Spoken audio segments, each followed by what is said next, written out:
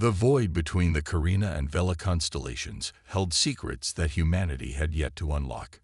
Captain Sarah Chen stood at the helm of the research vessel Aurora, her dark eyes fixed on the unusual radiation signatures that had drawn them to this remote sector of space. The ship's quantum sensors had detected something unprecedented, patterns of bioluminescence on a scale that defied conventional understanding. "Dr. Martinez, are you seeing these readings?" Sarah called out to her chief scientist, who was already buried deep in the stream of incoming data. The Aurora wasn't supposed to be here. Their mission had been a routine survey of nearby star systems, but routine had gone out the window the moment their sensors picked up the first hints of organized light patterns in what should have been empty space.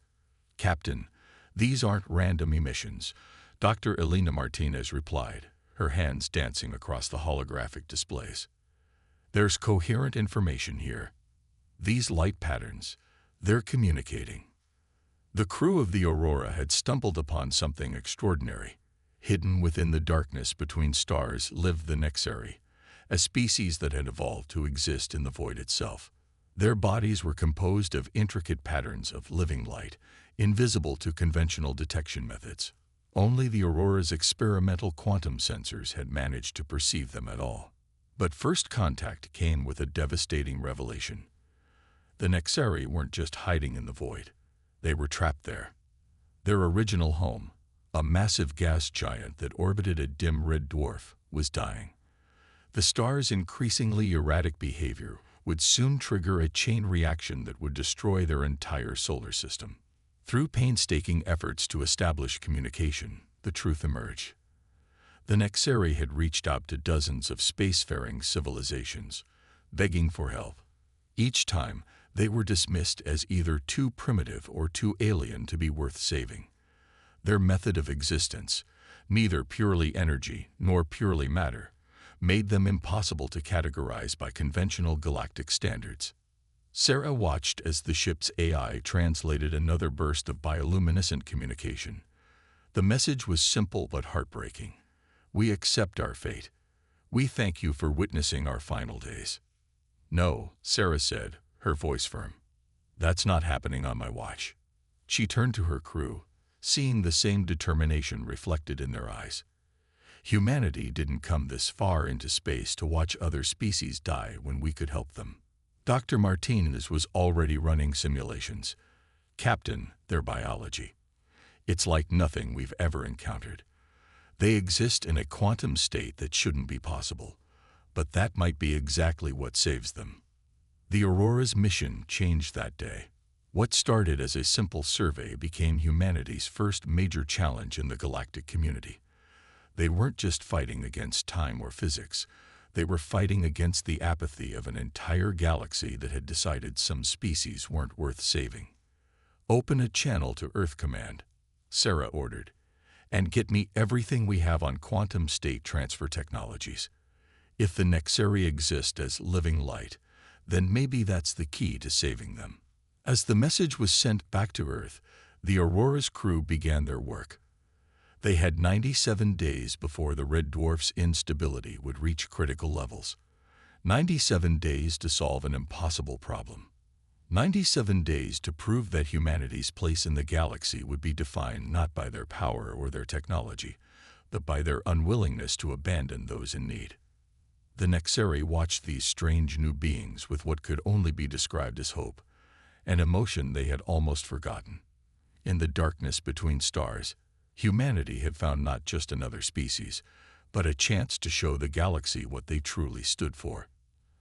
And this was only the beginning. Earth Command's response arrived faster than anyone on the Aurora had expected.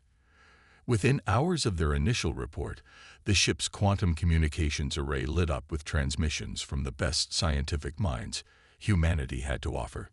The impossible challenge of saving a species of living light had captured the imagination of every major research institution on Earth. Dr. Elena Martinez hadn't slept in 36 hours, but sleep was the last thing on her mind as she coordinated with teams across human space. The Aurora's laboratory modules had been transformed into a hub of frantic innovation, with holographic displays showing everything from quantum field equations to theoretical models of Nexari biology. Their existence shouldn't be possible, she explained to Captain Chen, who had come to check on their progress. The Nexari exist in a quantum superposition of energy and matter. It's like they're living in the space between states that we thought were absolute. Sarah watched as another simulation failed, the holographic display showing the catastrophic collapse of the proposed containment field. But they do exist, she said firmly. And that means there has to be a way to save them. The challenge was unprecedented. The Nexari couldn't simply be evacuated like a conventional species. Their very existence was tied to the quantum fields generated by their dying star system. Moving them would mean finding a way to transport not just their physical forms, but the precise quantum state that allowed them to exist at all. The situation grew more complicated when the first representatives from the Galactic Council arrived. The Arbiters, as they called themselves, were beings of pure energy contained within ornate metallic shells. Their arrival should have been cause for hope. Surely beings of energy would understand the Nexari's plight. Instead, they'd brought warning. Your intervention is ill-advised, the lead arbiter announced in the Aurora's conference room. The Nexari's quantum state makes them inherently unstable. Any attempt to alter their condition could create a cascade that would threaten this entire sector. Sarah stood her ground. With all due respect, letting them die without trying to help isn't an option for us. Your species is young, the arbiter responded, its voice carrying centuries of dismissive authority.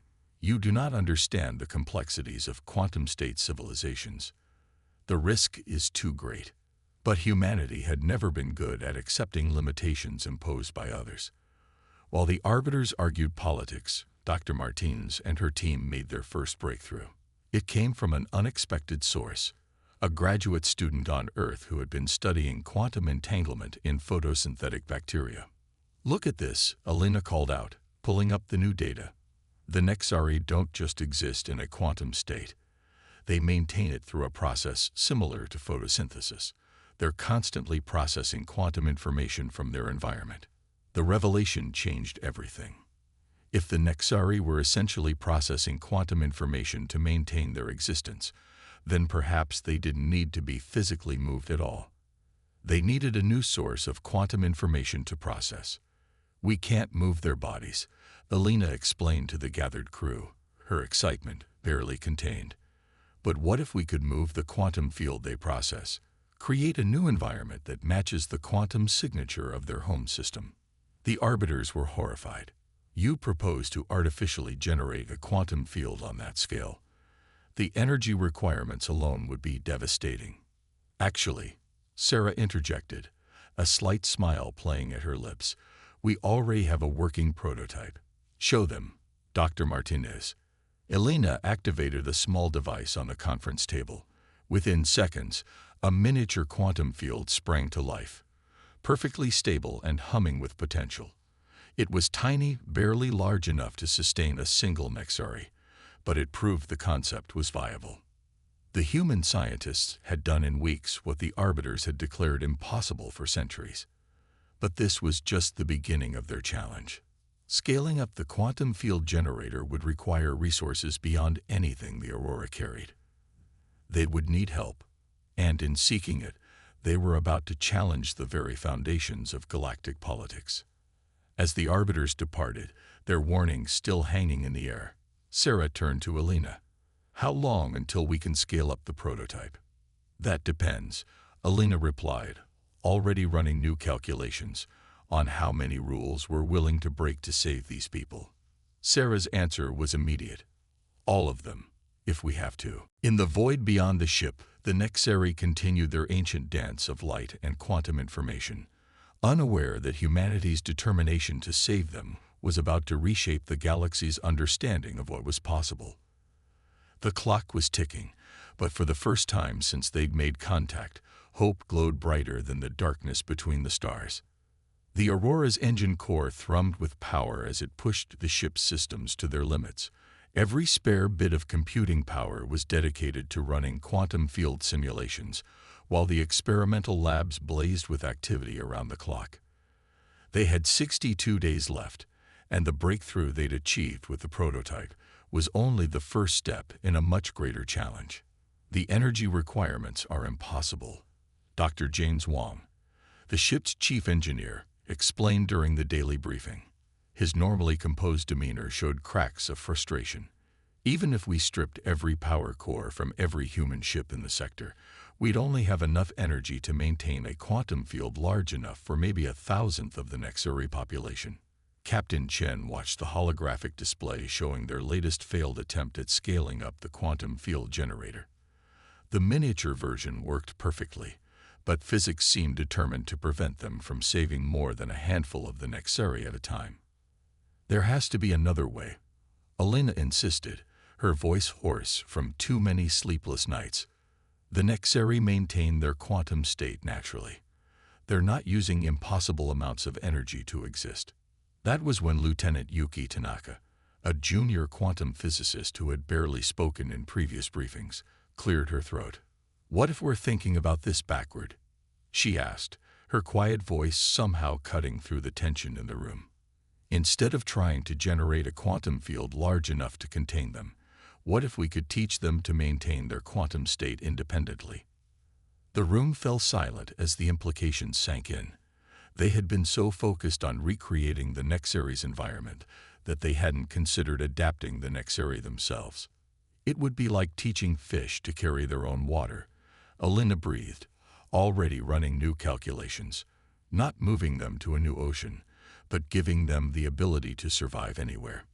The concept was revolutionary and incredibly dangerous.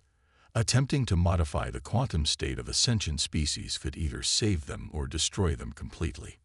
The Arbiter's warnings about cascade effects suddenly seemed less like political obstruction and more like genuine concern. But they had an advantage the Arbiters hadn't counted on: the Nexari themselves. Through their increasingly sophisticated communication methods, the beings of living light had been learning, observing, and understanding. They weren't just victims waiting to be saved. They were active participants in their own rescue. "We've been getting these wrong," Sarah said, pointing to a series of light patterns they'd initially interpreted as distress signals. "These aren't cries for help. They're attempts to teach us about their quantum nature." The next few days brought a flurry of new discoveries. The Nexari weren't just maintaining their quantum state. They were constantly adapting it, shifting between different configurations as naturally as humans breathed. Their language of light wasn't just communication. It was a direct manipulation of quantum information. Working together, human scientists and Nexari scholars began developing a new theory of quantum biology. Every failure brought new understanding. Every setback revealed new possibilities. The Arbiters had been right about one thing: the slightest mistake could trigger a catastrophic cascade. But they had underestimated humanity's capacity for careful, determined progress. The breakthrough came during what seemed like another failed test. They were attempting to help a single Nexari volunteer maintain its quantum state outside the influence of its home system's fields. The attempt appeared to fail as the being's light began to fade. But then something extraordinary happened. "Look at the quantum readings," Elena shouted, pointing to a cascade of data flooding their screens. The Nexari wasn't failing to maintain its state. It was actively modifying it, adapting to the new environment in real time. "It's learning," Yuki whispered, her eyes wide with wonder. "They can learn to exist independently of their home system's quantum field." The discovery changed everything. They didn't need to recreate the massive quantum fields of the Nexari home system. Instead, they could help the Nexari evolve to maintain their quantum states autonomously. But time was still their enemy, and teaching an entire species to fundamentally change their mode of existence wasn't something that could be rushed. Sarah looked at the countdown display. 55 days remaining. How long would it take to teach this technique to all of them? Elena's expression was grim. "At our current rate, about 300 days. Then we need to find a way to buy more time," Sarah declared. "And I think I know who might be able to help us do exactly that." As the Aurora prepared to break yet another fundamental rule of galactic politics, the first successfully adapted Nexari floated in the ship's quantum research lab, its light patterns expressing what could only be described as joy. They had proven it was possible. Now they just had to make it happen fast enough to save an entire species. The question was, would the galaxy let them? The Galactic Council's emergency session chamber was designed to intimidate. Massive crystalline pillars stretched into darkness above, while representatives from 1,000 species watched from tiered seats that rose like mountain slopes. Captain Sarah Chen stood at the center of it all, her voice steady as she addressed the assembled powers. The Nexari aren't just capable of adaptation. They're ready for it. What we need is time to implement the solution we've developed. She gestured to the holographic display showing the deteriorating star system. And that's why we're here today. The Council had convened not because of the Nexari's plight. They'd ignored that for years, but because humanity had done the unthinkable. The Aurora had broadcast their quantum field research to every species in the sector, effectively giving away technology that could have been worth fortunes. You violated dozens of technological containment protocols, the Arbiter representative thundered, its energy form flickering with anger inside its metallic shell. This research could destabilize the entire sector. No, Dr. Elena Martinez stepped forward, her voice clear and confident. This research could save it. She activated a new series of projections, showing the practical applications of their discoveries. The quantum adaptation techniques we've developed don't just apply to the Nexari. They could help every species better understand and manipulate quantum fields. From the gathered representatives, a new voice spoke. The Veth, a species of silicon-based crystalline beings, had remained neutral in most galactic affairs for millennia. We have reviewed your research, their speaker hummed, their crystalline form refracting light in complex patterns. Your methods are unorthodox, but your science is sound. More voices joined in. The Meridians, beings of pure magnetic energy, saw the potential for improving their own containment systems. The Quantum Collective, a mysterious group of AI entities, recognized the elegance of the human solution. One by one, species that had never cooperated began to see the value in humanity's desperate effort to save a forgotten race. But the Arbiters weren't finished. Even with support, you cannot possibly stabilize an entire star system long enough to complete your adaptation program. Sarah smiled. Actually, we can. Dr. Wong. The Aurora's chief engineer activated a new holographic display, showing a network of quantum field generators positioned around the Nexari star. We don't need to stop the star's decay, he explained. We just need to modify its quantum field signature gradually enough to give the Nexari time to adapt. The chamber erupted in debate. What humanity proposed was technically possible, but it would require resources and cooperation on a scale rarely seen in galactic politics. They weren't just asking for permission. They were asking for help. Lieutenant Tanaka, monitoring quantum readings from the Aurora, sent an urgent message to the council chamber. The Nexari star was degrading faster than predicted. They didn't have 55 days anymore. They had 30. We're not asking you to save the Nexari, Sarah addressed the council, her voice cutting through the chaos. We're asking you to let us save them, to help us prove that when we work together, nothing is truly impossible. The Veth were the first to pledge support, offering their crystalline technology to enhance the quantum field generators. The Meridians followed, promising their expertise in energy manipulation. Even some of the younger Arbiters broke ranks, recognizing that humanity's solution offered possibilities their own people had never considered. As the coalition grew, Dr. Martinez received an urgent communication from the Aurora. More Nexari had successfully adapted to independent quantum states, and they had discovered something remarkable. The adapted Nexari could teach others, passing on their new abilities through direct quantum information exchange. The time estimate was wrong, Elena announced to the chamber, her eyes shining. With their help, we can adapt their entire population in 25 days. For the first time since the emergency session began, hope felt tangible. But they were about to learn that not everyone in the galaxy wanted to see the Nexari saved. As ships from a dozen species converged on the dying star system, dark forces were moving to ensure that some secrets of the quantum universe remained buried forever. The race to save the Nexari had become more than a humanitarian mission. It had become a battle for the future of galactic cooperation itself, and humanity, the youngest species in the chamber, found itself leading the charge into an uncertain future. Sarah looked out at the assembled representatives, seeing determination replace skepticism in more and more alien faces. We have 30 days to prove that the impossible is possible. Who's with us? The response would reshape the galaxy forever. The void between stars had never been so crowded. Ships from a dozen species surrounded the dying star system, their combined efforts creating a symphony of technology unlike anything the galaxy had ever seen. At the center of it all, the Aurora coordinated the massive operation while continuing its work with the Nexari adaptation process. But not all the gathered ships were there to help. Captain Sarah Chen stood at her command station, watching as dark shapes appeared at the edge of their sensor range. Arbiters, she announced grimly. The conservative faction. 3 capital ships. The rogue arbiters had decided that the risk of quantum experimentation was too great to allow. Their ships carried weapons capable of destabilizing quantum fields, weapons that could end the Nexari adaptation program with a single strike. Their powering weapons, Lieutenant Commander Rodriguez reported from Tactical. They're not here to negotiate. Dr. Elena Martinez barely looked up from her work with the latest group of Nexari. The adaptation process was accelerating, thanks to the quantum information exchange network they'd established.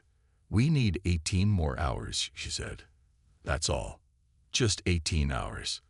The Coalition fleet moved to intercept the Arbiter ships, but traditional weapons would be useless against their quantum-based defenses. It seemed the mission would end in failure, until the Nexari themselves changed everything. The adapted Nexari, now numbering in the thousands, began to move. Their bodies of living light spread out between the Coalition fleet and the approaching Arbiter ships. They weren't just defending themselves. They were demonstrating exactly why humanity had been right to fight for their survival. Look at these readings, Dr. Wong called out, his voice filled with awe. They're not just maintaining their quantum states, they're harmonizing them, creating a quantum field unlike anything we've ever seen. The Arbiters fired their weapons, but the coordinated quantum field created by the Nexari didn't just block the attack. It absorbed it, transformed it, and redirected its energy to strengthen their adaptation efforts. What should have been their destruction became their salvation. Lieutenant Tanaka's voice cut through the tension on the bridge. Captain, you need to see this. The Nexari, they're not just surviving independently of their star system now. They're thriving. Their quantum states are more stable than ever before. The truth dawned on everyone at once. The Nexari hadn't been trapped by their star's quantum field. They had been limited by it. Their forced adaptation had led them to evolve beyond their original constraints. They weren't just surviving. They were becoming something entirely new. The lead Arbiter ship transmitted a message. This is unprecedented. The quantum harmonics they're achieving. It should be impossible. That's humanity's specialty, Sarah replied, allowing herself a small smile. We specialize in the impossible. The next 18 hours passed in a blur of activity. With the Arbiter threat neutralized by the demonstration of Nexari capabilities, the Coalition focused entirely on completing the adaptation process. The Veth's crystalline technology amplified the quantum information exchange network. The Meridian's energy manipulation techniques stabilized the process. The quantum collective's processing power coordinated it all. As the star entered its final phase of decay, the last group of Nexari completed their adaptation. Their entire civilization had evolved, transformed by the combined efforts of multiple species working together. But they weren't the only ones changed by the experience. The quantum harmonics the Nexari achieved, Elena explained to the gathered Coalition representatives, They're teaching us how to see quantum fields in entirely new ways. Their adaptation didn't just save them. It's advancing our understanding of the universe itself. The arbiters, humbled by the demonstration of peaceful quantum manipulation, withdrew their opposition. The conservative faction had been wrong about the Nexari, wrong about humanity, and wrong about the possibilities that cooperation could achieve. Sarah stood at the observation window of the Aurora, watching as the Nexari star finally began its terminal phase. But instead of marking the end of a civilization, it became a celebration of rebirth. The Nexari, now free to exist anywhere in space, transformed the stellar explosion into a symphony of quantum light, a display of beauty that would be remembered for generations. What happens now? Sarah asked a nearby Nexari, its light patterns expressing what could only be joy. The response came in patterns of light that the ship's quantum translators had become adept at interpreting. Now we explore, together. There are so many quantum mysteries in the universe, and we have much to teach each other. The Aurora's mission had changed the galaxy in ways no one could have predicted. Humanity had proved that determination and compassion could overcome any obstacle. The Nexari had shown that adaptation and evolution were possible even in the face of extinction. And together, they had demonstrated that the greatest achievements come not from power or authority, but from the willingness to help others survive and thrive.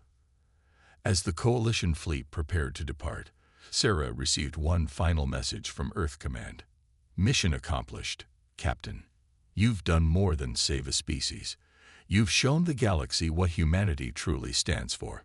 The stars seemed brighter somehow, as if the universe itself had been transformed by the events they'd witnessed.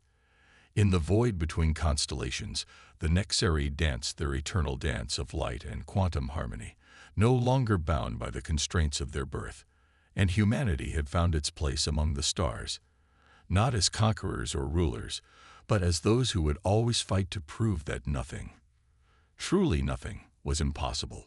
The legacy of light would shine on, illuminating the path toward a future where cooperation and determination could overcome any challenge the universe might present.